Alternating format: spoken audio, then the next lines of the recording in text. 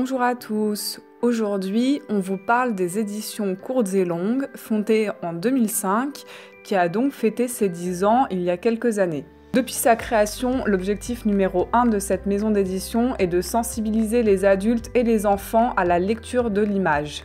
Et oui, parce que l'image transmet un message tout autant que le texte. Par exemple, dans un album jeunesse, l'image occupe une place centrale car le lectorat auquel il s'adresse ne maîtrise pas encore la lecture. En tant que professionnel du livre, on reconnaît la qualité d'un album en prêtant attention à la nature du lien entre le texte et l'image, ce que l'on appelle dans le vocabulaire littéraire le rapport texte-image.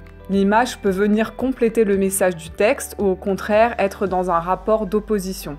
Lire l'image stimule donc le sens de l'observation et le regard critique qui est nécessaire pour en décrypter le ou les messages transmis.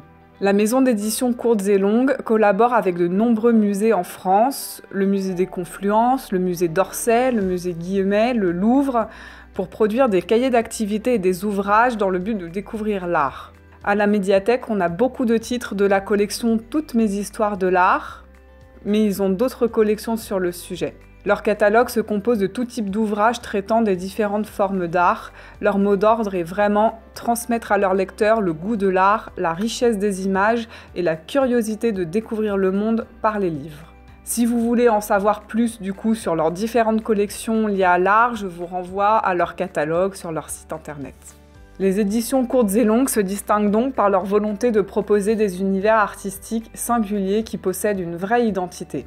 Parmi leurs artistes, on a un coup de cœur pour le travail d'Isabelle Simler qui propose des ouvrages absolument splendides, visuellement assez contemplatifs. Ce sont vraiment des livres très beaux et qui émerveillent petits et grands. On aime aussi beaucoup Gypsy de Marie-France Chevron-Zérolo illustré par Mathilde Magnan, qui est un très bel album tendre et poétique qui résonne comme une invitation au voyage, mais également Fanfan de Marie Sellier, illustré par Iris Fossier. Vous pouvez retrouver tous ces ouvrages à la médiathèque. Voilà un petit aperçu des éditions courtes et longues, et on se retrouve bientôt pour un nouvel éditeur.